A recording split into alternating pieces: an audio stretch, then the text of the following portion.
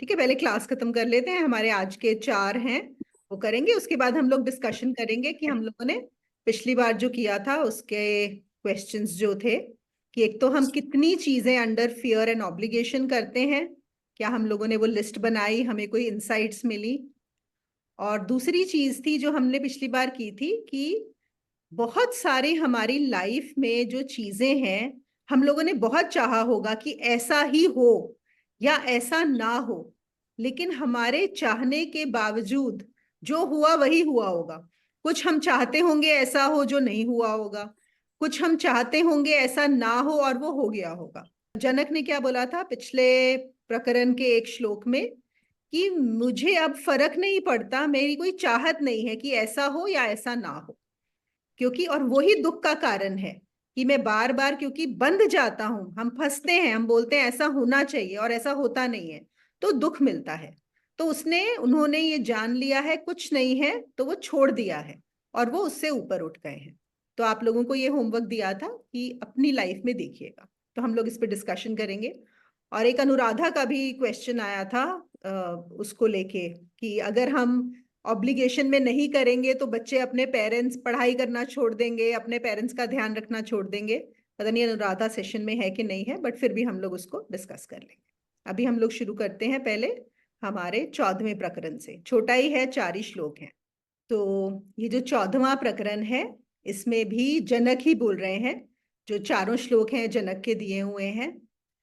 तो ये जो पहला वाला वचन है उसमें बोलते हैं जनक कि जो स्वभाव से ही शून्य चित्त है पर प्रमाद से विषयों की भावना करता है और सोता हुआ भी जागने के समान है, वह पुरुष संसार से मुक्त है।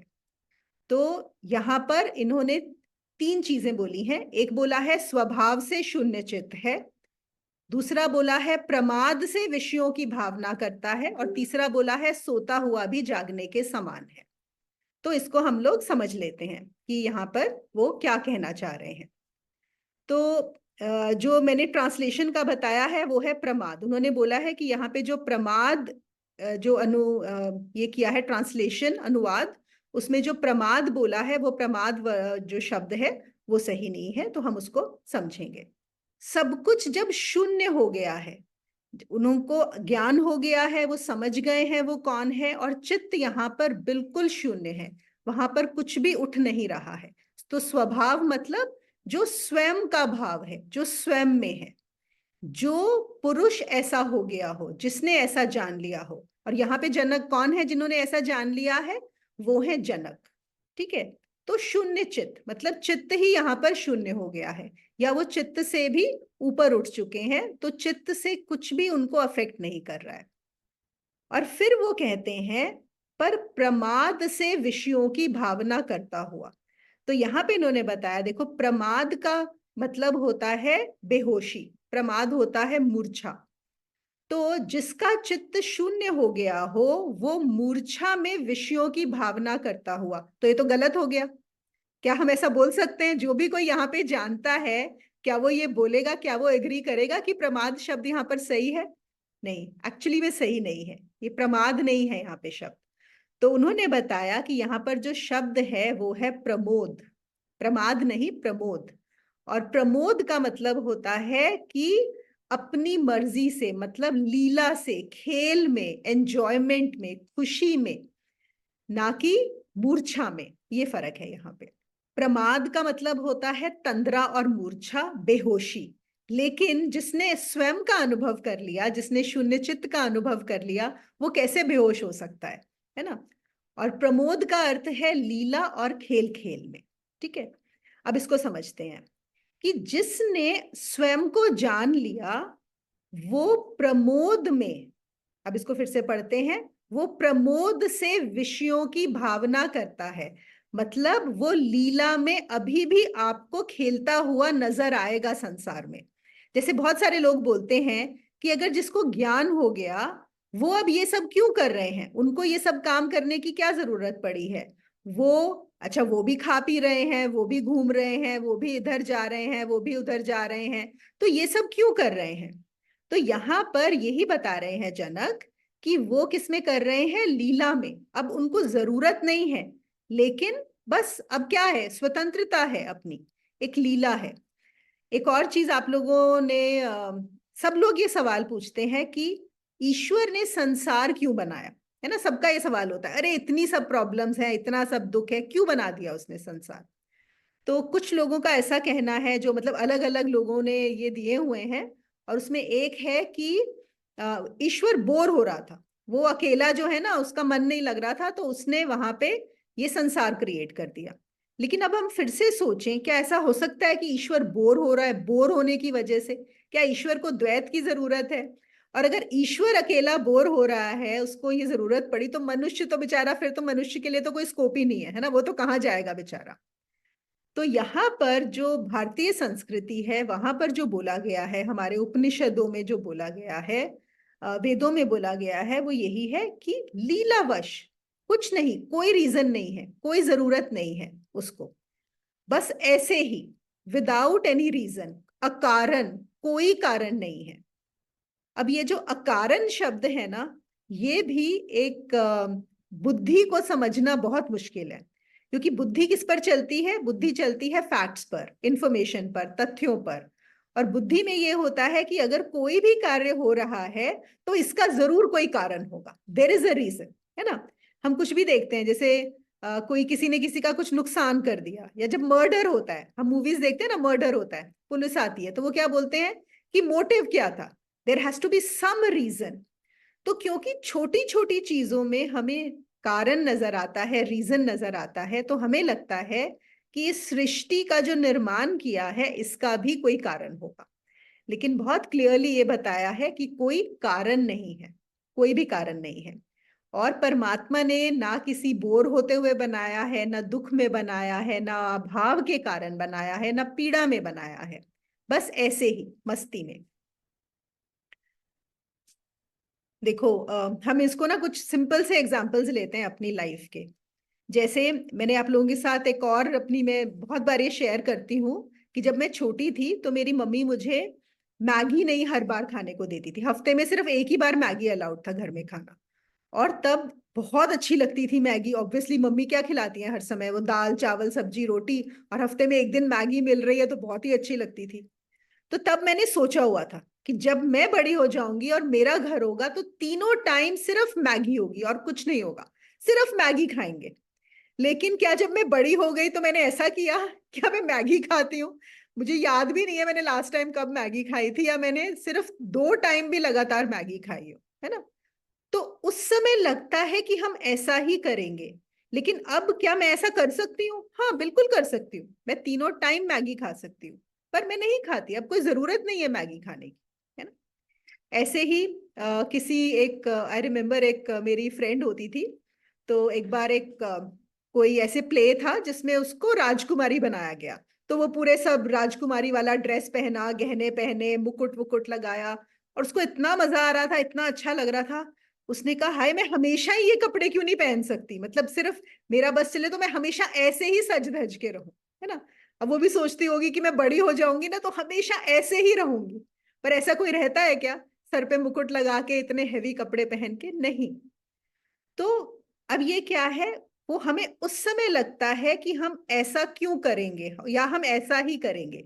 लेकिन जैसे ही हम अ, उस समय क्यों स्वतंत्रता नहीं है। देखो, फर्क यहाँ पे स्वतंत्रता का है। उस समय मेरे पास स्वतंत्रता नहीं थी कि मैं कभी भी मैगी खा सकती हूँ। उसके पास स्वतंत्रता नहीं है कि वो कभी भी रानी जैसे सज के बैठ जाए, है ना। तो हमें लग रहा है कि जब हम फ्री होंगे, तब हम ये करेंगे, हम जब बड़े हो जाएंगे तो हम ये करेंगे। लेकिन जब एक्चुअली हम स्वतंत्र हो जाते हैं, तो रियलाइज होता है कि कोई जरूरत नहीं है कुछ भी, है ना। अब आपकी स्वतंत्रता का मतलब ही ये है कि आप जब जो चाहे वो कर सकते हो। तो आप कोई चीज करते हो या नहीं करते हो। तो हमें क्या लगता है, अब देखो यहाँ पे उल्टा है। हमें लगता है, अरे हमारी तो इतनी परेशानियां हैं, हमें परिवार में रहना पड़ता है, ये दिक्कतें होती हैं, ऐसा करना पड़ता है। अगर कोई मुक्त हो गया, वो विषयों में क्यों जाएगा, वो ये सब चीजें क्यों करेगा, वो तो सब छोड़ देगा, है ना। क्योंकि आज हमारे पास स्वतंत्रता नहीं है वो सब करने की, तो हमें लगता है कि जब ज्ञान हो जाएगा तो हम ये सब कुछ छोड़ देंगे, सब कुछ छूट जाएगा, हमें उसके बाद कुछ ये सब नहीं करना पड़ेगा। तो नहीं, ऐसा नहीं होता। वो यही बता रहे हैं कि जब तुम स्वतंत्र हो जाओगे उसके बाद तुम्हारी मर्जी है, करो या ना करो, it is all play, it is completely up to you. एक बुद्ध ने ही अपने जो दिए हैं उन्होंने बताया था कि एक बार वो कहीं से गुजर रहे थे तो देखा कि कुछ बच्चे, आपने देखा है ना, सैंड का, रेत के मकान बना के और खेल रहे होते हैं। तो रेत के मकान बनाते हैं, फिर वो गिरने लगते हैं या किसी बच्चे का पाँव पड़ जाता है तो सब लड़ाई करने लगते हैं, लड़ रहे हैं एक दूसरे से, और खूब मार पिटाई भी हो रही है वहां पे कि तूने मेरे पैर, मेरे घर जो मैंने बनाया था उसके ऊपर तूने जूता लगा दिया या तूने तोड़ दिया, कर दिया। और मिट्टी और रेत के घर में ये लड़ाई चल रही है। लेकिन जब शाम होती है तो क्या होता है, वो वहां से माँ की आवाज आती है कि चलो बच्चों घर जाने का टाइम हो गया। और जैसे ही घर जाने का टाइम होता है तो सब बच्चे खुद ही अपने जो घर बनाए होते हैं उनको तोड़ ताड़ के सबके सब चल पड़ते हैं, सब छोड़ दिया, सब खत्म। तो यहां पे उन्होंने बोला, बुद्ध ने कहा कि मुझे ध्यान में ये आया कि जो ये बच्चे कर रहे हैं बड़े भी वही कर रहे हैं। जो घर बनाए हैं जमीन के ऊपर, आप देखो कितने मुकदमे होते हैं, अगर आप जाएंगे कोर्ट्स में ज्यादातर प्रॉपर्टी इश्यूज होते हैं कि अरे उसने मेरी प्रॉपर्टी हड़प ली, मुझे इसका नहीं मिला, ये हो गई प्रॉब्लम, वो हो गई। और फिर क्या होता है, जैसे ही मृत्यु आती है सब खत्म, सब कुछ छोड़ छाड़ के आप चले जाते हो। तो उन्होंने कहा कि जैसे छोटे बच्चे उन घरों के पीछे लड़ रहे हैं, बड़े भी छोटे ही हैं जो इन घरों के पीछे लड़ रहे हैं। लड़ाई वहीं की वहीं है, सेम है, कोई फर्क नहीं है। लेकिन जनक किस अवस्था की बात कर रहे हैं अब, कि इन सब से हट गए हैं, लेकिन फिर भी इनमें डील कर सकते हैं, फिर भी ये सब कुछ कर सकते हैं। किस लिए? सिर्फ लीलावश, जैसे सिर्फ खेल खेल में बस वो ये जान जाता है कि खेल ही है, यहां पर कुछ भी सीरियस नहीं है। अगर मन करे तो मत खेलो, छोड़ दो, वो भी आपकी इच्छा है। और अगर चाहो तो खेल भी लो, तो भी खेल ही है, वो सीरियस नहीं, बस दिखाई पड़ रहा है कि बाहर से खेल रहा है। किसी ने तुलसीदास जी को पूछा था कि आपने ये राम की कथा क्यों लिखी है, क्या कारण है कि आपने राम कथा लिखी। तो तुलसीदास ने कहा कि कोई कारण नहीं है, बस अपने आनंद के लिए, सिर्फ, और कोई कारण नहीं है। मैं बस मजा आया उसको लिखने, मन किया, अंदर से एक ऊर्जा जगी और वो चीज कर दी।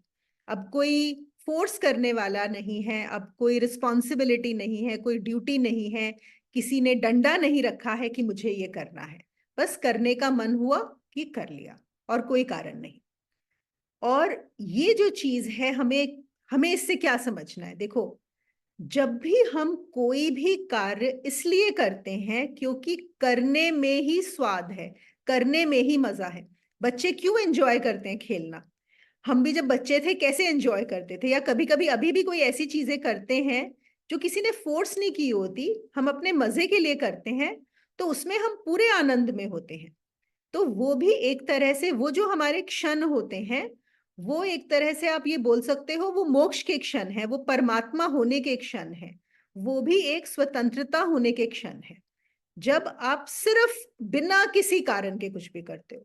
लेकिन जहां भी आपके दिमाग में ये आ गया कि या तो ये मेरी ड्यूटी है, या ये मेरी रिस्पॉन्सिबिलिटी है, या ये मुझे करना चाहिए, वही कर्तव्य आ गया, या मुझे यहाँ पर डर है, या मुझे इससे कुछ मिलेगा, नहीं करूंगा तो पाप मिलेगा, या फिर करूंगा तो पुण्य मिलेगा आगे के लिए। अगर आपने ये भी सोच लिया कि इससे मुझे पुण्य मिलेगा, या ये अच्छा काम है, मैं इसलिए कर रहा हूं क्योंकि ये अच्छा काम है, लेकिन इसी काम को सपोज अगर सोसाइटी बोलती कि ये खराब काम है मैं नहीं करता, या मेरे दिमाग में आता कि नहीं ऐसा करने से खराब होता है ना।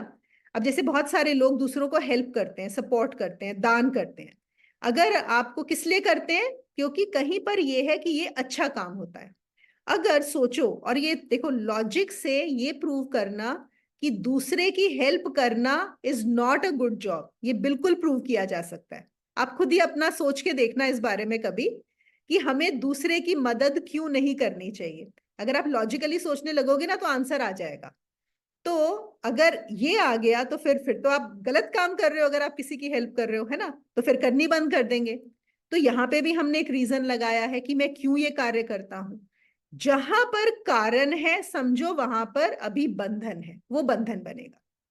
और जनक किसकी बात कर रहे हैं कि अब कोई कारण बचा ही नहीं है, अब हर कारण से मुक्त होकर सिर्फ लीलावश प्रमोद, यहीं पे आ गया हमारा वापस से ये कि प्रमोद से विषयों की भावना करता है। जैसे कुछ लोग बोल देते हैं, अरे सदगुरु को तो अगर इतने बड़े गुरु हो गए अभी भी कुछ ना कुछ करे जा रहे हैं, इनको क्या जरूरत पड़ी है, इनको ये क्यों करना है, अब क्या जरूरत है। ठीक है, उनकी मर्जी, he is free to do whatever he wants to do. Who are we to जज कि उनको अब ये सब करने की क्या जरूरत पड़ी है। एक और है, देखो ये भी सबके साथ ऐसा होगा कि जब बच्चे छोटे होते हैं हमारे और हम बच्चों के साथ खेलते हैं, तो किसी किसी उसमें जैसे वो कर रहे हैं, हमसे लड़ाई कर रहे हैं, ओके, कि चलो मुझे बॉक्सिंग करनी है। तो जो पेरेंट है वो क्या करता है, वो बोलता है अरे मैं तो गिर गया, और वो गिर जाता है कि नहीं। बच्चा वहां पे आपको मार रहा है और आप गिर जाओगे। अब बच्चे को लगता है कि सच में उसने आपको हरा दिया, लगता है कि नहीं लगता। बच्चे के लिए तो बड़ा सीरियस है वो, उसको लग रहा है कि आपको उसने हरा दिया है। लेकिन आपको पता है कि आप खुद हारे हो वहां पे, और खेल खेल में आपके लिए खेल है, आप तो सीरियस नहीं हुए। आपको ये नहीं लग रहा कि ये बच्चा मुझसे लड़ाई कर रहा है तो मुझे जीतना है या क्या करना है, आपके लिए खेल है। आदमी किसी दूसरी कंट्री में गया था, तो जब उस कंट्री में गया, उनके घर, जिनके घर भी मेहमान था, तो उन्होंने बोला कि आज हम शाम को ना एक शादी में जा रहे हैं, क्या आप हमारे साथ आना पसंद करोगे शादी में। तो उसने बोला कि हाँ मुझे तो बहुत अच्छा लगेगा, कि मतलब कल्चरल डिफरेंस है, कि आपके लोगों की जो भी शादी होती है तो बहुत अच्छा है, मैं तो बिल्कुल देखना चाहूंगा। तो ले गए वो उनको साथ में। जब गए तो ये आदमी जो था, जो आया हुआ था, वो बहुत हैरान हुआ। उसने देखा कि वहां तो गुड्डे गुड़ियों की शादी हो रही है, छोटे बच्चे हैं, और वहां पे उन्होंने गुड्डे गुड़ियों की शादी कर रहे हैं, लेकिन सब कुछ बड़ा सीरियसली चल रहा है। सब कुछ जो भी उनका प्रोसेस है वो बड़ा चल रहा है। और ये जितने भी बहुत सारे बड़े लोग हैं जो पार्टिसिपेट कर रहे हैं, और पूरा जुलूस निकल रहा है, बारात निकल रही है, लड़की के घर में जा रहे हैं, और हैं गुड्डे गुड़िया। तो उसने उनको बोला, जो जिनके घर वो गया था, जो होस्ट थे, उसने बोला ये क्या चल रहा है, आप मुझे गुड्डे गुड़िया की शादी में लेकर आए हो। कहते क्या फर्क पड़ता है, गुड्डे गुड़िया की हो या लड़का लड़की की हो, दोनों ही खेल हैं। ये बच्चों का खेल है, वो बड़ों का खेल है ना। तो कहते ये बच्चे खेल रहे हैं, हम साथ में उनको साथ दे देते हैं, तो बच्चे खुश हो जाते हैं, उनको लगता है अरे हाँ ये तो बहुत ही बढ़िया हम काम कर रहे हैं, तो ठीक है, हमारे को क्या फर्क पड़ता है। और वैसे भी जो बड़े कर रहे हैं, जो शादी ब्याह रचा रहे हैं, वो भी तो गुड्डे गुड़िया का खेल ही है। कोई फर्क नहीं है, दोनों में ही खेल हो रहा है। यहाँ पे बच्चे लोगों को लग रहा है कि वो बड़े सीरियस हैं, उतने ही सीरियस बड़े हैं, है ना, बड़ों को भी लग रहा है हम बहुत बड़ा सीरियस काम कर रहे हैं। तो कुछ नहीं है, सब खेल है, सिर्फ खेल है। और इसके बाद देखो हम आते हैं जो तीसरा पॉइंट था ये पहले ही श्लोक का, और जो सोता हुआ भी जागने के समान है। ओके, ये बहुत सुंदर है। सोता हुआ भी जागने के समान है, इसका क्या मतलब है कि जो जान गया है, वो जब सोया हुआ है, आप उसको देख रहे हो कि वो सोया हुआ है, वो तब भी जगा है, वो तब भी जगा है। क्यों? क्योंकि उसको मैं कौन हूं, उसको अपने होने का भली भांति ज्ञान है, इसलिए वो सोया हुआ भी जगा है।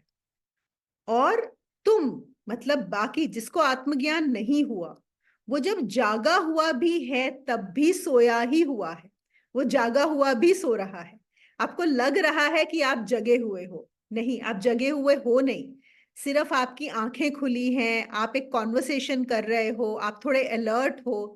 जस्ट बिकॉज अलर्ट हो उसका मतलब ये नहीं है कि आप जगे हुए हो। और इसको उन्होंने और अच्छे से एक्सप्लेन किया है, ओशो ने।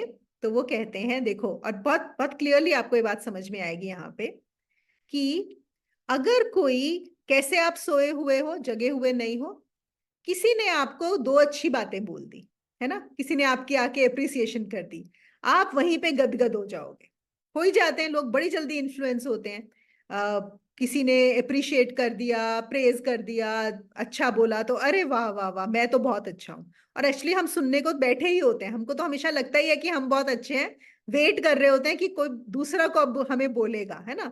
और हम उसके बाद हम तैयार हैं कि वो हमें जो बोलेंगे हम ये इन्फ्लुएंस करने का बहुत आसान तरीका होता है कि दूसरे को अप्रिशिएट करो।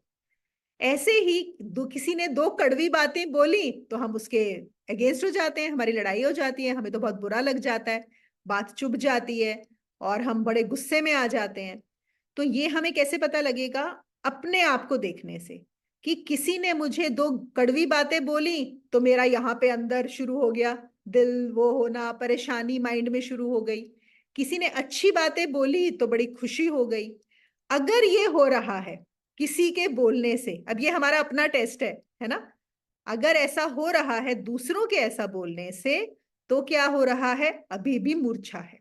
इसका मतलब है कि अभी जागे नहीं हो, कि दूसरों की बातों के हिसाब से तुम अपने आप को जज कर रहे हो, दूसरों के इन्फ्लुएंस में आ रहे हो। ये भी एक तरीका है जानने का। आप लोगों ने सुना होगा डेल कार्नेजी का नाम, सुना होगा ना? डेल कार्नेजी एक बहुत फेमस राइटर हैं, ऑथर, और उन्होंने बहुत सारी बुक्स लिखी हैं। स्पेशली उनकी एक बुक है how to win friends and influence people. Influencing पे बहुत ही पॉपुलर किताब है उनकी, बहुत ज्यादा। So he is the top number one person in how to influence others. तो उनकी एक कहानी है, वो कहते हैं कि जब वो शुरू शुरू में यूएस में थे तो वो इंश्योरेंस एजेंट थे। तो वहीं पे उन्होंने ये सब चीजें जो है ना उन्होंने सीखी कि कैसे, and he was a very very successful insurance agent. तो एक बार उनकी कंपनी ने उन्हें एक पर्टिकुलर गांव में भेजा। वहां पे मतलब अमेरिका का एक बहुत ही ज्यादा रिच, वो थे रिच लोग थे वहां पे, और उनको वहां जाके इंश्योरेंस बेचनी थी। तो जब वो वहां पर पहुंचे तो और भी पहले उनके कुछ एक दो फ्रेंड्स थे, तो उनसे बातें कर रहे थे बैठे हुए। तो उनके फ्रेंड्स ने उन्हें बोला कि यहाँ पर एक ना सबसे जो अमीर बुढ़िया है इस गांव की, हाँ, अगर तुम उसको इंश्योरेंस दिला दो, मतलब उसकी अगर तुम इंश्योरेंस ले लो ना, तो हम तुम्हें मान जाएंगे। कहते यहाँ पे इतने सालों से एजेंट्स आ रहे हैं और आज तक कोई भी उस बुढ़िया को, और ऐसे ही वो बोलते हैं कि बुढ़िया करके ना, कि उससे कोई भी नहीं ले पाया है, वो इतनी ज्यादा ऐसी है, अगेंस्ट है इंश्योरेंस के। तो देखते हैं कि तुम कर सकते हो कि नहीं कर सकते। तो डेल कार्नेजी ने बोला कि अच्छा ठीक है, मैं ट्राई करता हूँ। उसने चैलेंज ले लिया। तो एक दिन वो गया, ऐसे ही ऐसे पहले तो वो चेक करता रहा क्या चल रहा है। तो उसने देखा कि उसका एक गार्डन है, वहां पे फूल खिले हुए हैं और वो रोज शाम को पानी देती है अपने फूलों में। तो एक दिन गया और जाके, जैसे होता है ना बाउंड्री वाल होती है, आप देख सकते हो थोड़ा, तो वहां पे खड़ा था। तो वो पानी दे रही थी। तो उसने बोला कि अरे वाह, कितने सुंदर फूल हैं आपके बगीचे में। तो आप, लगता है बहुत आपको फूलों से प्यार है, मतलब इतने सुंदर फूल, आप इतना प्यार से इनको पानी दे रही हैं, बहुत ही प्यार होगा आपको। तो वो बुढ़िया उसकी तरफ देखती है, दैट लेडी, और वो बोलती है कि हाँ, मुझे फूल अच्छे लगते हैं। उन्होंने बोला कि अच्छा, और ये लगता है शायद आपने कुछ ऐसे फूल हैं जो कहीं नहीं मिलते, मैंने देखे नहीं हैं ये और फूल। तो अब वो थोड़ी सी और सॉफ्ट हो गई। उसने बोला कि अच्छा, लगता है तुम्हें फूलों के बारे में जानकारी है। तो उन्होंने बोला हाँ, थोड़ी बहुत, आपके जितनी नहीं है, बट हाँ, मुझे थोड़ा बहुत पता है। तो उसने बोला अच्छा आओ देखो, ये वाले जो फूल है ना, ये बहुत रेयर वैरायटी है। ये वाले जो फूल हैं ये बड़े कॉमन हैं। इनमें बहुत पानी देना होता है, इनमें पानी नहीं देना होता। तो वो उसको एक्सप्लेन करने लगी। तो वो भी अपना सुनने लगा आराम से, काफी उसने टाइम स्पेंड किया उसके साथ फूलों पे। फिर अगले दिन वो फिर 2-3 दिन के बाद आ गया। तो फिर उसने बात की कि अच्छा, आज तो बहुत ही अच्छा लग रहा है ये वो, आप तो बड़ा अच्छा सुंदर ये है। तो उसने बोला चलो आओ चाय पीने के लिए आ जाओ। तो वो लेडी ने उसको चाय पीने के लिए अंदर इनवाइट भी कर लिया। ओके। अब वो एंट्री हो गई उसकी घर के अंदर। अब घर के अंदर भी, अच्छा आपने घर कितना सजाया है, क्रॉकरी कितनी अच्छी है, मतलब he just kept on saying one after the other thing, nice things. और एक टाइम ऐसा हुआ कि that old lady was completely, मतलब जिसको बोलते हैं ना कि उसको लगा कि हाँ, ये आदमी बहुत अच्छा है। फिर जब उनकी दोस्ती दोस्ती हो गई, तो एक दिन वो लेडी ने खुद इनसे पूछा, डेल कार्नेजी को पूछती है कि तुम्हारा इंश्योरेंस के बारे में क्या ख्याल है, इंश्योरेंस लेनी चाहिए कि नहीं लेनी चाहिए। तो उसने बोला कि हाँ बिल्कुल, इंश्योरेंस तो लेनी चाहिए, इंश्योरेंस तो बहुत अच्छी होती है। एंड देन ही स्पोक, मतलब इंश्योरेंस लेने के क्या क्या फायदे होते हैं, बट जनरल उसके अंदर। And as you can understand, वो लेडी ने इवेंचुअली उनसे इंश्योरेंस खरीद ली, बहुत अच्छा। तो यहाँ पे देखो क्या हुआ है, क्या हुआ है ना, कि जब आपने दूसरे को अब ये तो गए ही थे, सोच के देखा जाए तो इंटेंशन क्या था, इंटेंशन तो उसको इंश्योरेंस बेचना था, है ना। और ऐसे ऐसे एग्जाम्पल्स की वजह से जो उनकी बुक लिखी है, उन्होंने यही लिखा है कि अगर आप किसी को बहुत ज्यादा प्रेज करते हो तो एक टेंडेंसी होती है माइंड की, देखो यहाँ पे हमारी कोई बात नहीं, हमें समझना है यहाँ पे माइंड को, माइंड थोड़ा पिघलने लगता है, माइंड थोड़ा सॉफ्ट होने लगता है, तो वहां पे बहुत आसान हो जाता है आपसे वो करवाना जो शायद आप अदरवाइज एग्रीड नहीं होगे करने के लिए। तो इसीलिए ये जो अप्रिसिएशन का है ना, ऐसा नहीं है कि हर कोई गलत तरीके से देता है, इनसिंसियरली देता है, लेकिन आप कभी भी पता नहीं लगा सकते कि सिंसियर है कि इनसिंसियर। हाँ, कुछ चीजों में पता लग जाएगा, ऑब्वियस हो जाता है, बट कई बार तो जो मूर्छा में है, अगर आप जगे हुए नहीं हो तो बहुत जल्दी उन चीजों में फिसल जाओगे।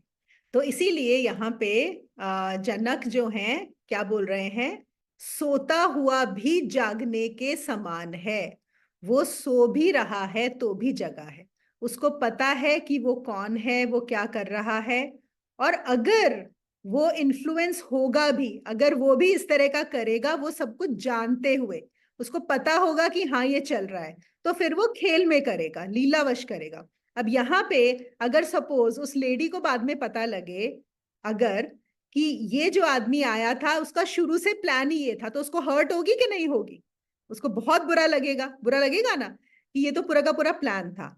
लेकिन यहाँ पे अगर जनक होंगे और उन्होंने ये खेल में किया होगा, उनको बिल्कुल बुरा नहीं लगेगा, है ना। वो कैसे लेंगे इसको कि ये खेल रहा है, ऐसे ही जैसे आपके छोटे बच्चे ने आपको मुक्का मारा और आप चित्त हो गए, है ना।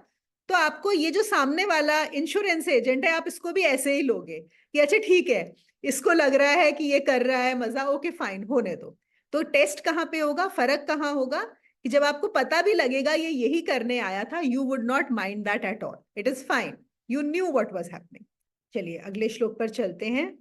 दूसरे में वो कहते हैं, जब मेरी स्पृहा नष्ट हो गई, अब पता नहीं स्पृहा बोलते हैं कि स्पृहा बोलते हैं, मुझे इसका प्रोनाउंसिएशन करेक्ट नहीं है, पर इसका मतलब होता है इच्छा, डिजायर। जब मेरी इच्छा नष्ट हो गई, तब मेरे लिए कहाँ धन, कहाँ मित्र, कहाँ विषय रूपी चोर, कहाँ शास्त्र और कहाँ ज्ञान। तो यहाँ पे वो क्या कहते हैं कि मेरी जब डिजायर ही, मेरी इच्छा, इच्छा या वासना जो भी बोलेंगे यहाँ पे, वो ही समाप्त हो गई, तो अब मेरे लिए इनका कोई भी मतलब नहीं है, न धन का, न मित्र का, न विषय रूपी चोर, न शास्त्र और न ज्ञान। तो हम इन चीजों को लेते हैं। देखो, तो धन सबसे पहले आ गया, तो मेरे लिए कहां पर धन। अब धन अगर किसी का छोड़ भी छूट भी जाए, अगर हम सोचें कि कोई धन को छोड़ रहा है, तो जरूरी नहीं है कि सब कुछ छूट रहा है। हो सकता है आप जो ये हम धन मतलब पैसा, पैसे को छोड़ भी दे, लेकिन धन और भी बहुत चीजों का होता है ना। जैसे पुण्य का धन, कोई सोचे अब मैं पुण्य का धन कमाऊंगा, अब मैं ऐसे काम करूंगा कि मेरे पुण्य जो है वो बढ़े, तो वहां पर भी एक तरह से डिजायर है। देखो, जनक यहाँ पे बहुत हाई लेवल की बात कर रहे हैं, हमें इस चीज से समझना होगा। तो वो कह रहे हैं न धन, न मुझे पुण्य का भी धन कमाना है, कोई भी धन नहीं कमाना, अब मेरे लिए किसी भी चीज का कोई मतलब ही नहीं रह गया है। ठीक है। फिर वो कहते हैं मित्र, कहाँ मित्र। अब ये मित्र का बड़ा अच्छा है। चलो आप एक बात बताओ, आप लोग मित्र की क्या डेफिनेशन है, आपकी फ्रेंड की डेफिनेशन क्या है। जिसको बिना कहे हमारी बात पहले समझ आ जाती है। ओके, जिसको हमारी बात समझ में आ जाए, ठीक है। जो आपकी ग्रोथ पे और आप उनकी ग्रोथ के लिए सहायक हो, आप दोनों एक दूसरे की ग्रोथ को बढ़ाएं। अगर आप गड्ढे में जा रहे हैं तो वो उनको रोक सकते हैं, या वो जा रहे हैं तो आप उन्हें रोक सकते हैं। कोई सौदा नहीं है, मतलब लेन देन नहीं है। ओके, बहुत जो अच्छी डेफिनेशन है। जो जो कठिन समय में हमारे साथ रहे। ओके, कठिन समय में साथ रहे, हाँ, बहुत अच्छा है। बहुत अच्छी डेफिनेशंस दी हैं और हम इसको ऐसे पॉजिटिवली लेते हैं। अब मैं आपको बताती हूँ ओशो की डेफिनेशन, मैंने क्यों यहाँ पे ये उठाया कि ओशो ने जो मित्र की डेफिनेशन दी है, और मुझे लगा कि हाँ ये बिल्कुल सही है एकदम, मतलब सीधी, मित्र और शत्रु दोनों की इन्होंने दी है। तो उन्होंने बोला है मित्र वो है जो आपकी वासना पूर्ति में साथ दे। बहुत सिंपल डेफिनेशन दी है वासना पूर्ति। वासना मतलब वासना को गलत उसमें मत लीजिए, इच्छा पूर्ति है ना। अच्छा, चाहे आपकी मटेरियलिस्टिक डिजायर्स हो, चाहे आपकी स्पिरिचुअल डिजायर्स हो, जो भी आपकी इच्छा है, जो आपकी डिजायर है, जो उसको हेल्प करता है, ये होता है कि नहीं होता है ना। स्कूल में हमारी डिजायर क्या होती है, जो हमारे फ्रेंड्स होते हैं, अरे यार होमवर्क नहीं किया, वो टीचर से कुछ बचाना है, या मम्मी पापा से कुछ बचाना है, या हमारा बॉयफ्रेंड गर्लफ्रेंड है उसके लिए कुछ करना है। तो जो भी आपकी डिजायर्स हैं है ना, कॉलेज में हमें ड्रिंक करना है, पार्टी में जाना है, आपके फ्रेंड्स हैं जो आपको बचा रहे हैं, ये सब चीजें होती है कि नहीं होती है। तो आपकी कौन से फ्रेंड्स बनते हैं, यही ना जो आपको सपोर्ट करते हैं। तो आपकी जो इच्छा है, आपकी जो भी वासना है, जो आपकी मदद करता है उस वासना पूर्ति के लिए। कितनी करेक्ट, मतलब बिल्कुल स्पेसिफिक, मुझे बहुत अच्छी लगी कि और अगर गलत इच्छा है, मान लिया वो भी करता है, मित्र तो करते हमारी ही है इच्छा गलत, बिल्कुल। हमारी इच्छा अगर गलत है और उसमें वो हमारा साथ देता है, हाँ, तो मित्र देते ही है, फ्रेंड्स, फ्रेंडशिप वहीं पे बनती है कि ये नहीं होता कि सही या गलत। अच्छा मैं ये कर रहा हूँ, अगर कोई बोल रहा है अच्छा मुझे ना ड्रिंक करना है जाके, और मैं तेरे घर में आके कर लूं। फ्रेंड्स में आप देखो जो ये यंग लड़के होते हैं और होते हैं, या हमें कुछ भी करना है तो हमारे पेरेंट्स को ना पता लगे, तो ये तो होता ही है। आप मुझे पता है आंटी आप क्या बोल रहे हैं कि हाँ, मित्र वो भी है जो आपको रोके, है ना, जो आपको गलत करने से रोकेगा। फिर वो होते बात हैं। सही है आपकी, बिल्कुल। पर वैसे हम देखें तो इच्छा पूर्ति, जो हमारी इच्छा पूर्ति में सहायता करता है, वो है मित्र। Do you agree with this definition या नहीं? और शत्रु की डेफिनेशन क्या होगी फिर? शत्रु कौन है? मित्र का ऑपोजिट। मित्र मित्र जो का ऑपोजिट, मतलब जो मेरी इच्छा है उसमें बाधा डालता है। कितना सिंपल है। और अगर आप अपनी लाइफ में अप्लाई करो कि आपके कौन फ्रेंड्स हैं जिनको आप फ्रेंड्स मानते हो, और किनको आप अपना शत्रु मानते हो। शत्रु मतलब जरूरी नहीं है कि कोई बहुत शत्रु जैसा, मतलब जिनके साथ आप नेगेटिव हो, है ना। तो आपको यही दोनों चीजें मिलेंगी कि मित्र वो हैं जो आप चाहते हो, वो आपकी सहायता कर रहा है उस चीज को पाने में। उस चीज को, जैसे सोनिया ने बोला ग्रोथ के लिए, है ना, आप ग्रोथ चाहते हो, आप कुछ वर्ल्डली ग्रोथ चाहते हो तो वो वर्ल्डली ग्रोथ दे रहा है, आप स्पिरिचुअल ग्रोथ चाहते हो तो वो उसमें सपोर्ट कर रहा है ना, वही फ्रेंड हुआ, है कि नहीं। और जो भी आपके उसमें बाधा बन जाता है तो वो हो जाता है आपका शत्रु। और यहाँ पे जनक क्या कह रहे हैं? जनक कह रहे हैं कि अब मेरे लिए मित्र की भी कोई कुछ जरूरत नहीं बची। क्यों? क्योंकि कोई इच्छा ही नहीं है। जब कोई इच्छा ही नहीं बची तो ना धन की जरूरत है, ना मुझे मित्र की जरूरत है।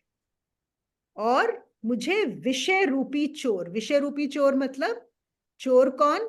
जो भी विषय है, विषय मतलब कोई भी संसार की चीज जो मुझे अपनी तरफ खींच रही है ना, कोई भी जो बाहर की चीज है, वो विषय है सारे, विषय वासना।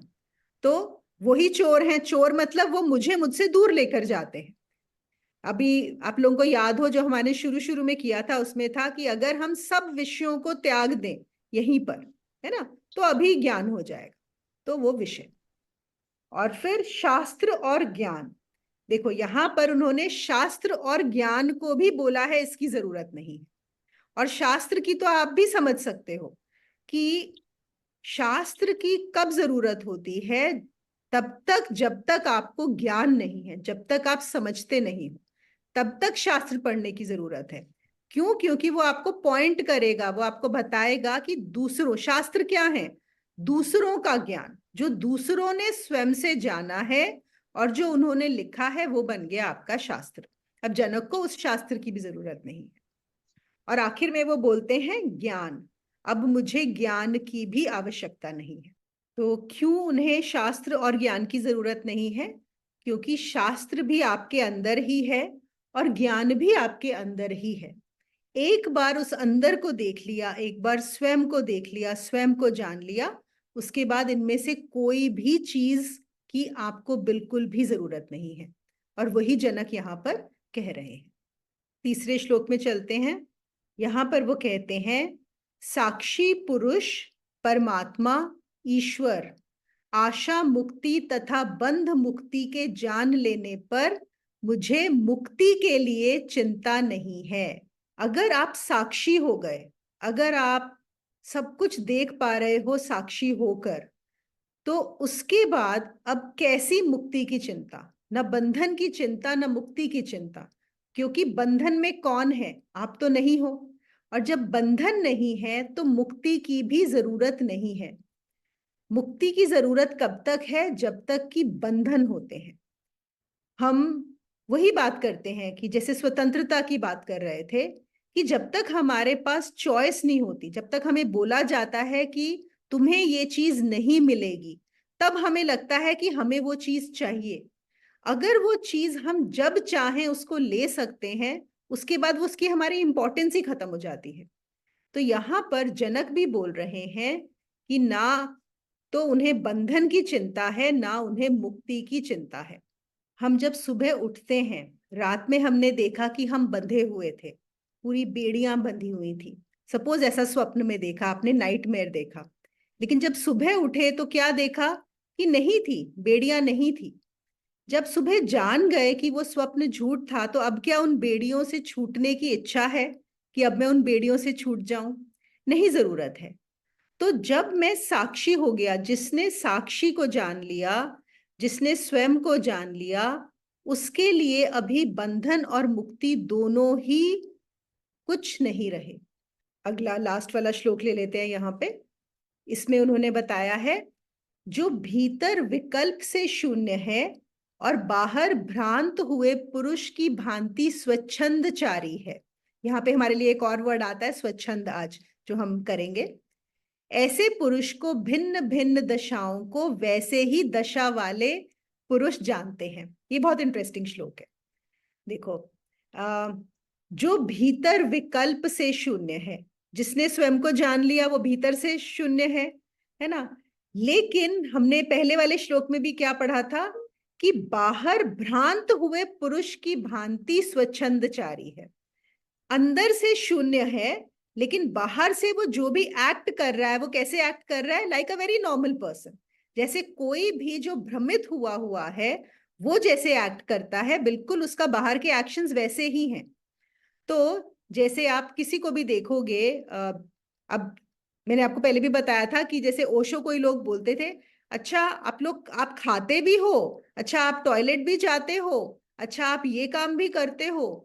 तो एक जो कॉन्सेप्ट हो जाता है, ये लगता है कि जो बुद्ध पुरुष है, जिसने स्वयं को जान लिया, वो कुछ अलग होगा, वो भीतर से भी शून्य होगा और बाहर से भी शून्य होगा। और यहाँ पर वो क्या कह रहे हैं कि भीतर से शून्य है, लेकिन बाहर से वो बिल्कुल आपके जैसा नजर आ रहा है, बिल्कुल आपके जैसा। उसमें कुछ आपको ऐसे फर्क नहीं लग रहा कि उसके एक्शंस में और आपके एक्शंस में कोई फर्क होगा। और फिर वो क्या कहते हैं, ऐसे पुरुष को भिन्न भिन्न दशाओं को वैसी ही दशा वाले पुरुष जानते हैं। तो जिसने वो दशा नहीं पाई, जो स्वयं जिस साक्षी नहीं हुआ, वो ऐसे पुरुष को समझ ही नहीं सकता। It is not possible for them to understand. देखो, हम कोई भी चीज कैसे समझते हैं? अपनी ही बुद्धि से, अपने ही, हमारे मन ने जितने एक्सपीरियंस किए हैं, जो अनुभव किए हैं, जो हमारी बुद्धि ने समझा और जाना है, उसी के बेसिस से हम दूसरों को भी जज करते हैं, उसी के बेसिस पे हम दूसरों को जान पाते हैं।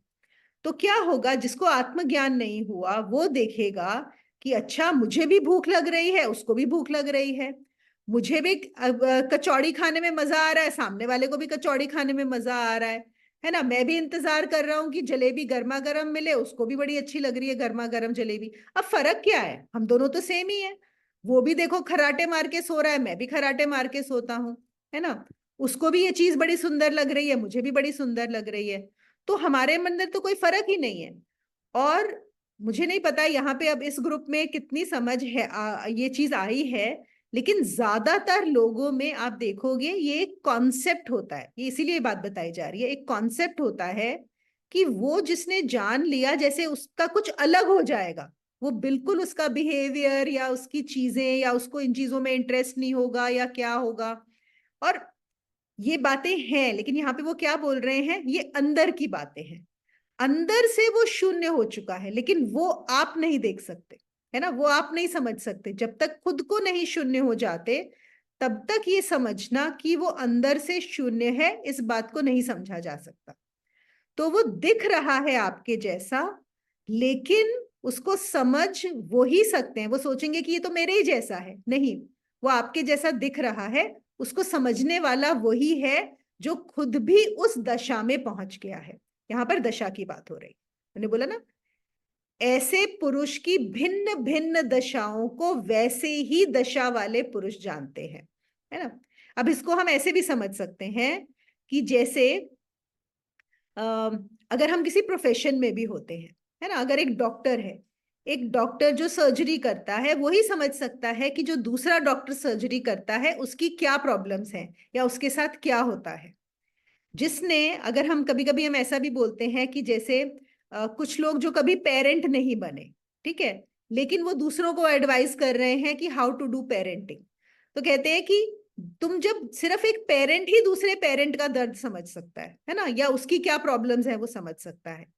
तो आपने जो अनुभव किया है, अगर दो लोग एक ही चीज जिन्होंने अनुभव की है वो ही एक दूसरे को समझ पाएंगे, कोई दूसरा नहीं समझ सकता। जिसने वो अनुभव नहीं किया वो नहीं जान सकता कि वो क्या स्थिति है।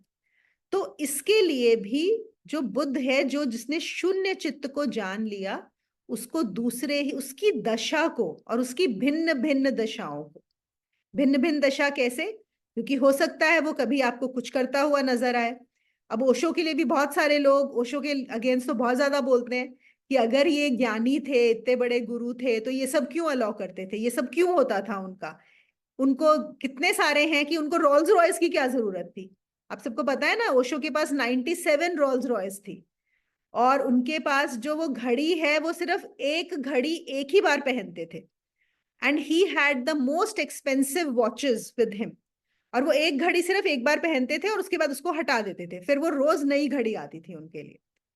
अब ये समझना कि क्यों करते थे वो ऐसा, है ना, कि उनको क्या जरूरत पड़ी है। कोई भी जो भोगी है वो यही सोचेगा कि अरे ये भी तो मेरे जैसे ही बिहेव कर रहे हैं, ये भी तो गाड़ियों के पीछे, घड़ियों के पीछे, ज्वेलरी के पीछे भाग रहे हैं, तो क्या फर्क है इनके अंदर। जिसने जाना है और वो क्यों कर रहे हैं, हम यहां पर यही समझ सकते हैं कि लीलावश, सिर्फ एक लीला हो रही है, अंदर से क्या है वो वही जानते हैं, या दूसरा जिसने खुद को जाना है वो जान सकता है। और फिर क्या है, इसका एक और चीज है, जैसे हम बोलते हैं ना कि अगर कृष्ण को जानना है तो कृष्ण होना पड़ेगा, मोहम्मद को जानना है तो मोहम्मद होना पड़ेगा, बुद्ध को जानना है तो बुद्ध होना पड़ेगा। आपको जिसको भी जानना है, आपको वो होकर ही जाना जा सकता है, बस। और वो होकर क्या, सबके सब वही हैं, एक ही हैं। तो हम इसीलिए बोलते हैं कि गीता पढ़ने की जरूरत नहीं है, तुम कृष्ण हो जाओ तो गीता अपने आप आ जाएगी, तुम बुद्ध हो जाओ तो बुद्ध की वाणी समझ में आ जाएगी, तुम जो जनक ने जाना है अष्टावक्र हो जाओ तो अष्टावक्र की गीता अपने आप आ जाएगी। कैसे, बस वो हो जाओ जो होना है, स्वयं हो जाओ, तो वहीं पे वो चीज तभी समझ में आती है, उससे पहले समझ में नहीं आती। तो हमें क्या समझना है यहाँ पे, वो होना, उनके जैसी दशा में होना, जो भीतर से शून्य हो चुके हैं, तो उस शून्य अवस्था को समझना। और एक मैं बोल रही थी कि हम यहाँ पे करेंगे स्वच्छंदचारी की स्वतंत्रता और स्वच्छंद की। देखो, एक होता है परतंत्र, जब हम दूसरों की गुलामी करते हैं, है ना, दूसरों की गुलामी कर रहे हैं, दूसरों के हिसाब से चल रहे हैं, वहां पे हम क्या बोलते हैं, इंपॉर्टेंट क्या है, स्वतंत्र होना। स्वतंत्र का क्या मतलब है कि मैं अपने हिसाब से, मुझे क्या सही लगता है और मेरे लिए क्या सही है, मैं अपने डिसीजंस लूं। ये तो समझ में आ गया, परतंत्र और स्वतंत्र हमें पता है ना। फिर स्वच्छंद क्या है, स्वयं का छंद। स्वयं मतलब एकदम अल्टीमेट, वो जो साक्षी है स्वयं, जो उसके हिसाब से चलता है। यहाँ पे अब देखो, जो स्वतंत्रता की बात कर रहे हैं, स्वतंत्र में भी आपका मन है। जैसे अगर मैं बोलूं मुझे अभी जलेबी खानी है, तो ये क्या है, स्वतंत्रता है कि मुझे अभी जलेबी खानी है, मेरा मन कर रहा है। ये एक उस लिमिटेड इंफॉर्मेशन से, ये एक मेरे मन इस मन ने या इस शरीर ने बहुत बार जलेबी खाई है ना, उसके मन में एक जलेबी की अंडरस्टैंडिंग है या एक स्वाद है जो उसको मन करता है खाने का। तो मैं अगर बोलती हूँ मुझे जलेबी खानी है, तो ये मेरी स्वतंत्रता है, ठीक है। स्वच्छंदता क्या है? जो सिर्फ स्वयं के हिसाब से चल रहा है उसका मतलब यहाँ पे मैं भी खत्म हो गया, मेरा मन क्या चाहता है वो भी समाप्त, ना परतंत्रता है ना स्वतंत्रता है। जो स्वच्छंदता, एक तरह से हम ये बोलते हैं कि जो उसके इशारों पर चले, that is a better way of understanding, है ना, कि जो परमात्मा के इशारों पे चले या स्वयं के इशारों पे चले, कि क्या आएगा मुझे भी नहीं पता, कि क्या करना है, क्या खाना है, क्या कहना है, क्या करना है, जो उधर से आएगा। स्वच्छंद, दूसरा भी ना रहे और मैं भी ना रहूं, वो जो एक्शन होता है वो स्वच्छंद है। तो ये थे हमारे आज के 4 श्लोक। आज का तो छोटा सा था। ये ना एक मिनट मैं कुछ पूछूं। हाँ जी, पूछिए ना। में ये ना 14 श्लोक के थर्ड में इंग्लिश में लिखा है, I have no robber senses. उसका क्या मतलब है? When my desire has been eliminated, I have no wealth, friends, robber senses. Robbers in the forms of sense objects, हमने बोला था ना, विषय रूपी चोर। तो उन्होंने क्या बोला है कि जितने भी विषय वासना, मतलब बाहर की चीजें, जो भी चीज आपको पुल कर रही है ना, आपने सपोज लेटर से आप मार्केट में गए, एक साड़ी दिखी और आपको अरे कितना सुंदर रंग है, कितनी अच्छा प्रिंट दिख रहा है, तो वो आपका चोर, वो चोर हो गई। क्यों चोर हो गई? क्योंकि वो आपको आपसे दूर लेके जा रहा है ना। तो हर जो चीज है विषय रूपी, वो आपको खींच रहा है अपनी तरफ, अट्रैक्ट कर रहा है, इसलिए उनको चोर बोला गया है। एक खुशबू आई, मन कर गया कुछ खाने का, है ना, तो फिर जैसे आपने जलेबी जलेबी कर करके ना, मेरा तो जलेबी खाने को ही मन कर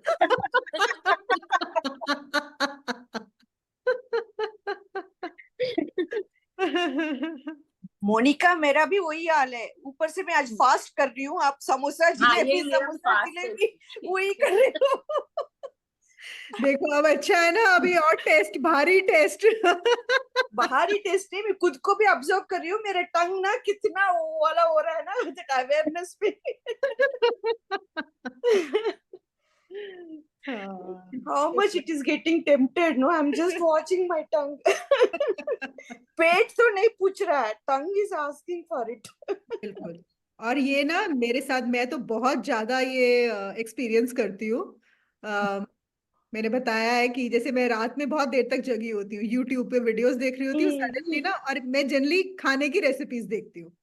तो रात में जो रेसिपीज आनी शुरू होती हैं 12 बजे के बाद, और मैंने 7 बजे का खाना खाया हुआ होता है।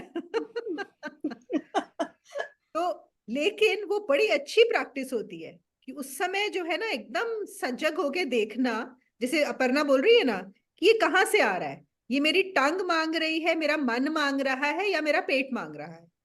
तो अगर जैसे ही मैं ध्यान देती हूँ, बॉडी को नहीं चाहिए होता, बॉडी को खाना नहीं चाहिए होता, मन को चाहिए, मन मांग रहा होता है, वो बस जीभ में वो स्वाद आ रहा होता है और कुछ नहीं होता। तो फिर देखते देखते चला जाता है। तो करो करो, प्रैक्टिस करो।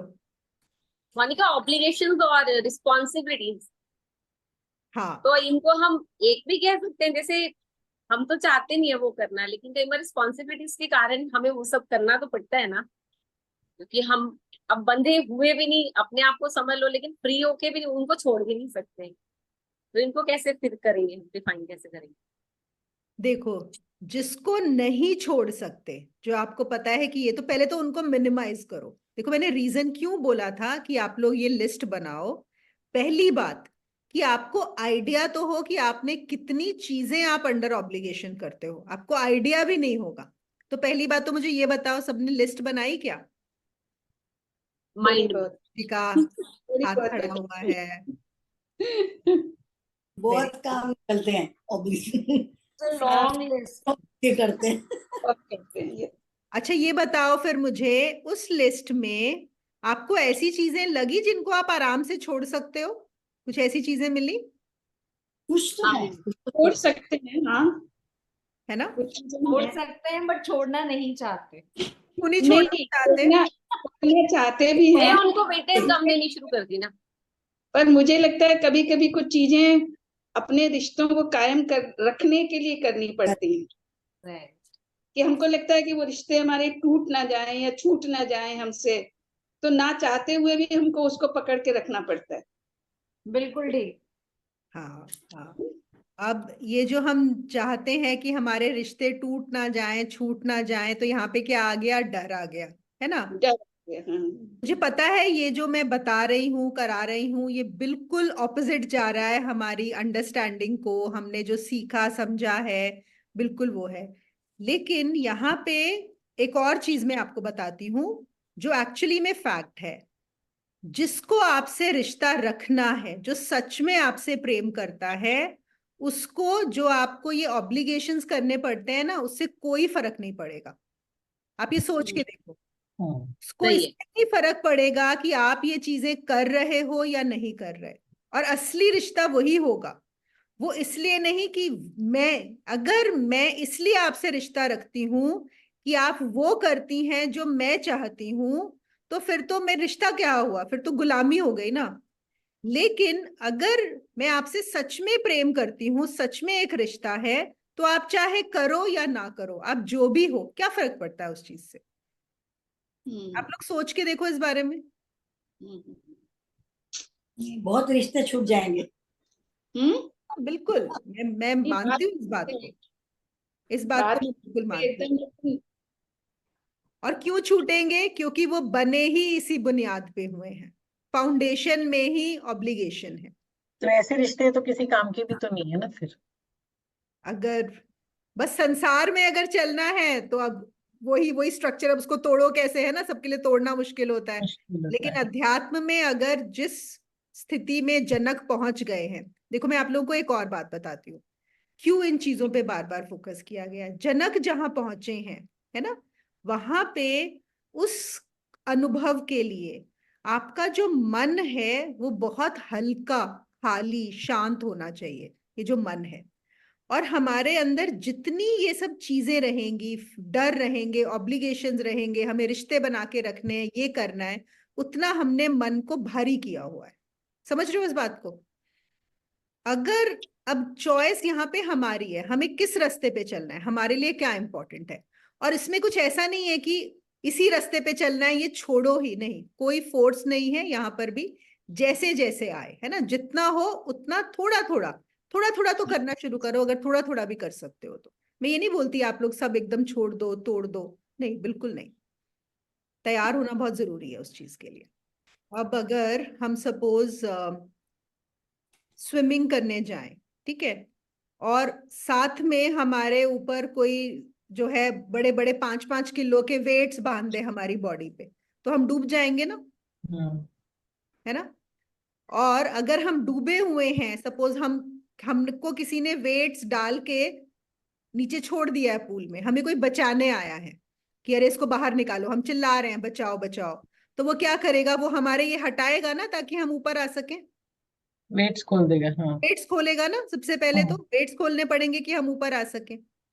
ऐसे ही ये जो सारी चीजें हैं, ये जो सारे डर हैं, ये सारे ऑब्लिगेशंस हैं, हमने जो बंधन बनाए हैं, ये वो वेट्स हैं जो हमें नीचे रखते हैं, जो हमें और ऊपर नहीं उठने देते।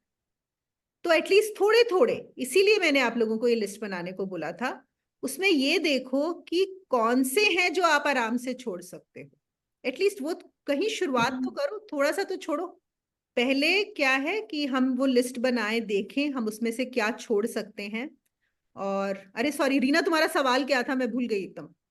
तुम्हारे सवाल का मेरा जवाब। तो ऑब्लिगेशन और रिस्पॉन्सिबिलिटीज वही समझ आ गई कि रिस्पॉन्सिबिलिटीज फिर जब हम मिनिमाइज ही कर देंगे तो उनके प्रति ही रह जाएंगी ना, वो तो फिर।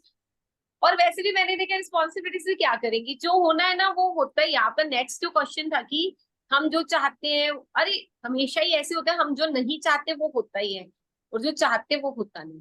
जैसे छोड़ ही दो, वो रिलेशन भी है वो भी अपने आप ही चल रहे हैं। मतलब दूसरों के बारे में सोचना ही छोड़ दो तो अपने आप ही खत्म हो जाता है सब कुछ। हम सोच सोच से ही तो करते हैं रिलेशन। हमने कोई हमें डेली तो मिलने कोई आता नहीं है ना, कोई किसी से बात होती है, हमारे माइंड में ही है वो रिश्ते। अगर उनको माइंड से अपना ठीक है कम कर दो, मुझे आ गया आंसर मिल गया आपको। ओके। जो मिनिमलिज्म की बात होती है ना, वो अध्यात्म में बहुत जरूरी है। और ये बिल्कुल ऑपोजिट है। देखो संसार में जब हम चलते हैं तो ऐसा होता है। और कितने लोगों को आप जानते हो, है कि नहीं? नेटवर्किंग, एक कॉर्पोरेट में तो होता है networking, how many people you know, कितने लोग हैं आपके कनेक्ट में, कांटेक्ट में, कितने लोगों के लिए। और उसमें भी देखो क्या होता है, आप दूसरों के लिए चीजें करते रहो ताकि कल को आपको जरूरत हो तो वो भी आपके काम आएंगे, है ना? तो आप पहले से ही ये सब कुछ, दिस इज ऑल बिजनेस, ये सब बिजनेस है। हमारे जैसे मैं हमेशा बोलती हूँ ना कि जो 7 चक्र हैं, ज्यादातर जो हमारे संसार के जितने भी कार्य हैं वो हमें नीचे के तीनों की तरफ ही रखते हैं। और जितना हम इन बंधनों में रहेंगे, हमारी जो चेतना है, हमारी अटेंशन है, वो भी उसी तरफ रहती है, उसी तरफ जाती है, बार बार उसी तरफ जाती है। जिसको हम यहाँ पे क्या कर रहे हैं कि हमारी जो चेतना है वो ऊपर की तरफ आए, ऊपर आने लगे। ऊपर कैसे आएगी? उनसे छूटेंगे तभी तो ऊपर आएगी। I was thinking about the statement that one should not do anything out of obligation if we don't like it, but it may not be applicable for all situations. For example, many grown children do not want to take care for the aged parents, but they do it for the sake of obligation. Or some children don't like to go to school or study. This statement gives all such people excuse not to take care or work hard at all. तो पहले तो आप लोग बताओ, आप लोगों को क्या लगा इस स्टेटमेंट को पढ़ के? इसलिए मैंने इसको लिखा था कि हम लोग डिस्कशन करेंगे इसके ऊपर। How many people agree with this statement? आपको लगता है अनुराधा ने भी जो लिखा है वो पॉइंट सही है? बिल्कुल सही है, क्योंकि पढ़ना तो कोई भी नहीं चाहता। किसी को भी, किसी भी एज के बच्चों को पूछ लो, पढ़ लो, कोई भी नहीं पढ़ना चाहता। लेकिन हमको फिर भी कर्तव्य, ऑब्लिगेशन का जो भी कहो, कर्तव्य के वश में पढ़ाना भी पड़ता है, क्योंकि रहना तो इसी समाज में, इसी माया में, इसी प्रकृति में है। और for survival you have to study. तो ये तो एक चीज है कि हमने पढ़ाना है। बाकी जो है ऑब्लिगेशन कि भाई बच्चे जो पेरेंट्स को नहीं देखते, ग्रोन अप नहीं देखना चाहते, वो बस वो वेरी करता है। कई बच्चों को ठीक लगता है ग्रैंड पेरेंट्स के साथ रहना, कईयों को नहीं ठीक लगता, और वैसे वर्षा। कई ग्रैंड पेरेंट्स को अच्छा नहीं लगता अपने बच्चों के साथ रहना, और दोनों तरफ से है। तो यहाँ पर तो कुछ ऐसा नहीं है कि उनको ऑब्लिगेशन हो जाएगा। देखो, जो हम ये सर्वाइवल नीड्स की बात करते हैं ना, कि आप आए हो, आपको अपने शरीर का तो ध्यान रखना ही है, और अगर आपको पढ़ना है, उसके लिए पढ़ना जरूरी है, एक बेसिक एजुकेशन, वो एक अलग हो गया। ये रिस्पॉन्सिबिलिटी होगी ना, पेरेंट एज अ पेरेंट, आप पेरेंट्स बने हो तो वही आ गई ना ऑब्लिगेशन। तो जाकर उसकी रिस्पॉन्सिबिलिटी समझे कि वो आपकी रिस्पॉन्सिबिलिटी है कि उनको अच्छा एनवायरनमेंट देना स्टार्टिंग। बिल्कुल बिल्कुल। एक रिस्पॉन्सिबिलिटी में आ गया ना ये भी, कि वो आपकी रिस्पॉन्सिबिलिटी है उनको वो करना। तो यहाँ पे क्या बात है, और हाँ अभी मुझे याद आया रीना, मैं क्या तुमको बोलना चाह रही थी जो भूल गई थी, कि जो आपकी रिस्पॉन्सिबिलिटी है, मतलब जैसे सपोज बच्चों को पढ़ाना है, और जिससे आपको पता है कि अब आप पेरेंट बन चुके हो, अब आप इससे नहीं हट सकते, कोई भी ऐसी रिस्पॉन्सिबिलिटी है, उसको फिर फियर और ऑब्लिगेशन से हटा दो, देन मेक इट लव। या तो आप बाहर छोड़ दो, या तो बाहर से नहीं करो, या अपने को अपना इतना बदलो अंदर कि वो प्रेम से आए, वो डर से ना आए, वो रिस्पॉन्सिबिलिटी बन के ना आए, वो ऑब्लिगेशन बन के ना आए। तो एक चीज करनी होगी यहाँ पे, या तो परिस्थिति को बदलो बाहर की, है ना, या मनोस्थिति को बदलो, एक चीज तो बदलनी पड़ेगी। हम लोग वो नहीं करते, हम वो ऑब्लिगेशन के अंदर ही करते जाते हैं, वो गड़बड़ का काम। उसका भी रीजन है ना मोनिका, सब लोग तो स्पिरिचुअलिटी में है नहीं। बिल्कुल, वो तो है ही। ज्यादातर लोग तो इसी प्रकृति में ही है ना। और इसमें तो पता है, स्पिरिचुअलिटी में अगर देखा जाए, इसमें तो स्पिरिचुअलिटी की भी जरूरत नहीं है। अगर हम देखें, अगर वर्ल्डली में भी लोग प्रेम से करें चीजें, तो कितनी अच्छे तरीके से होंगी। वही उनको चीज समझाए कौन, लेकिन ये बस समझाने के वही लिए भी तो बात कोई है। ऐसा व्यक्ति होना चाहिए ना जो समझाए कि ये बस काम तुमको अपने मनोवश, और इसमें डिफरेंस बताने वाला भी तो कोई चाहिए कि नहीं चाहिए। बिल्कुल बिल्कुल, वो पहले तो बात। पेरेंट्स समझें, फिर तो वो आगे बच्चों को समझाए। जब वो खुद ही नहीं समझेंगे तो आगे क्या समझाएंगे। हाँ, और वो खुद ही हर चीज ऑब्लिगेशन के अंडर कर रहे हैं, तो ऑब्वियसली आगे वो एक्सपेक्ट करेंगे कि ऐसा ही होता है यस, ना। बिल्कुल, हाँ जी। और जब बच्चे छोटे होते हैं, क्वेश्चन भी करते हैं, तो पेरेंट्स कहाँ आंसर करते हैं, वो डांट ही लगा देते हैं कि नहीं कुछ नहीं, बस ये ऐसा ही होता है, ऐसा ही होता है, अब तुमको ऐसा ही करना है। कोई पेरेंट समझाता है तो उनके बच्चों पे बहुत असर उस चीज का दिखता है। बहुत फर्क होता है, बिल्कुल। या जैसे मोनिका, मैंने बोला, कुछ बच्चे ही बड़े विलक्षण होते हैं जो हाँ। उनकी बुद्धि इतनी होती है कि वो सुनते नहीं है पेरेंट्स की। Monica, I feel more than obligation. Sometimes we feel people are just running after pleasing each other, which is actually not या required. So it's not बिल्कुल an obligation. You just want to create that good picture of yourself, so you keep on doing it. Correct, correct, absolutely. अब सवाल ये होना चाहिए कि अच्छा, जो मुझे करना ही है, मुझे अपने रिश्ते नहीं खराब करने, नहीं तोड़ने, तो अब मैं उसको प्रेम से कैसे करूं, है ना? ये नेक्स्ट क्वेश्चन होना चाहिए। जिसको रहना है वो रहेगा, नहीं रहेगा वो tata bye bye. You can't please everyone, ना? नहीं नहीं, not pleased, obviously you cannot please. What I'm saying is, where you feel that no, this is a responsibility you definitely need to do. Like जैसे हम बात कर रहे थे कि बच्चों को पढ़ाना तो रिस्पॉन्सिबिलिटी जरूरी है, आप उसको छोड़ नहीं सकते, तो उसको एज एन ऑब्लिगेशन करो या आउट ऑफ लव करो, तो कैसे करो, आउट ऑफ लव कैसे करो? But many times it happens, Monica, that many people do things out of expectations, and if you keep expectations, they are bound to break. So the best is never expect. Just keep on doing what you feel you want to do. If you have to be rewarded, you'll be rewarded. If you don't have to be rewarded, you won't be rewarded. वो तो best ही है, there is nothing like it. Because जैसे this बड़े has actually helped me a lot to simplify my things, you know. And now, last time also when I was sharing with Renu ji, हमारे Saturday के class में, things have stopped bothering me at all, you know. And that exercises which you keep us, make us doing it, na, wonderful.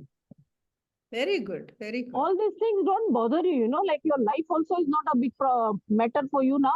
When you told us how to die and all those exercises, these things don't matter at all.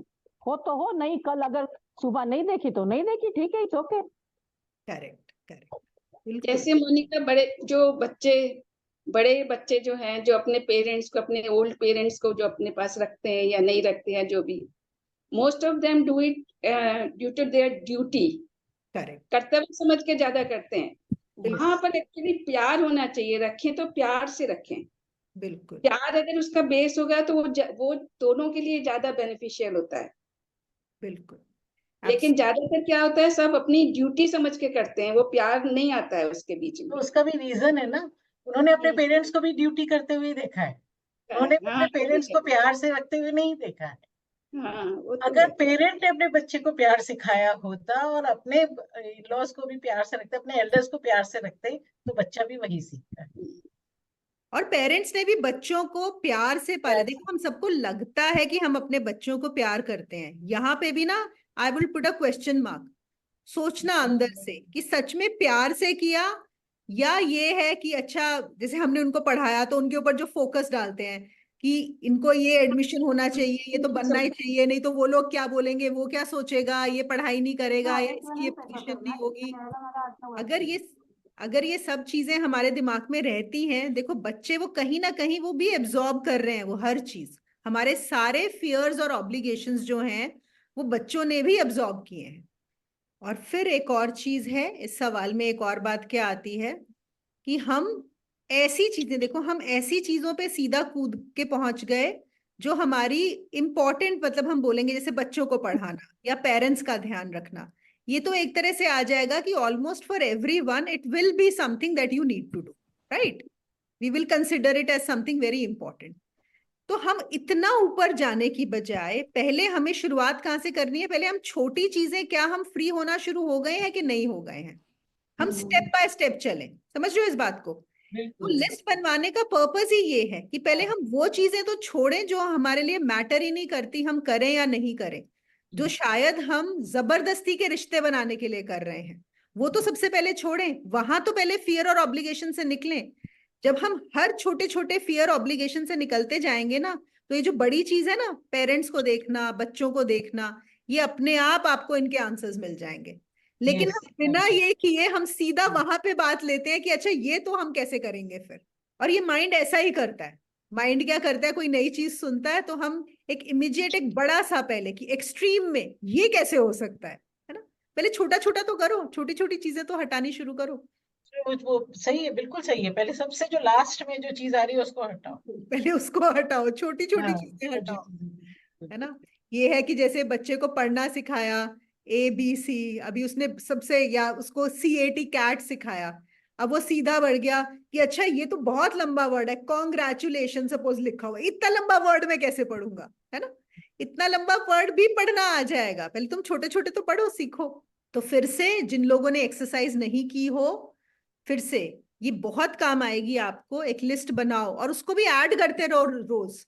कुछ होगा, कोई phone आया, आपने बात की, मैं ये नहीं बोल रही हूँ आप बंद कर दो वो चीजें करना, करते रहो, लेकिन लिस्ट बनाते जाओ, वहां पे लिखते जाओ कि मैंने आज कितने काम किए आउट ऑफ ऑब्लिगेशन, मैंने कितनी चीजें की आउट ऑफ फियर, मैंने कितनी चीजें की दूसरे को खुश करने के लिए, है ना। तो आपको ये लिस्ट करते जाओगे ना और पढ़ते जाओगे, आपको खुद ही अपने आप क्लैरिटी आती जाएगी। फिर कुछ चीजें समझ में आएंगी जो छोड़ छोड़ दो, फिर रियलाइज होगा अच्छा इनको छोड़ देते हैं, इनको छोड़ देते हैं, ये छोड़ देते हैं, ऐसे तो धीरे धीरे आगे बढ़ोगे। यही है, स्टेप बाय स्टेप चलो।